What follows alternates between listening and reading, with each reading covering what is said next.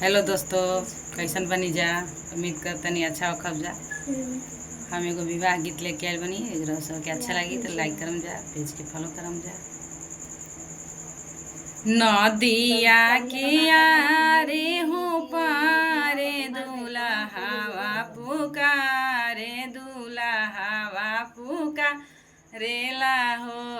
आरे भेजना कवन ससुर नाव दुलह चढ़िया वसु हो।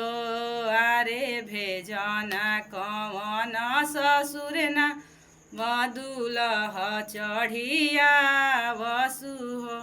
ना घरे ना मन डेंगी नहीं रे घरे के वट हो। जेकरा दुलहिनिया के सा धपवरे दहेया वसु हो। आरे जेकारा दुलहिनिया के साध पवरे दहेया वसु हो। भिंजी जइहे आंगावा के अंगिया अवरु सिरवा चंदन हो। आरे भिजी जइहे मखमल के जोड़ावा एही रे सुभवा का रन हो। हम देबो आंग के अंगिया अवरु सिरवा चंदन हो।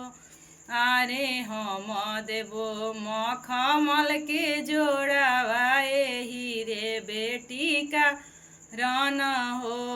आरे हम देबो शेरवानी सेट के जोड़ावा एही रे बेटी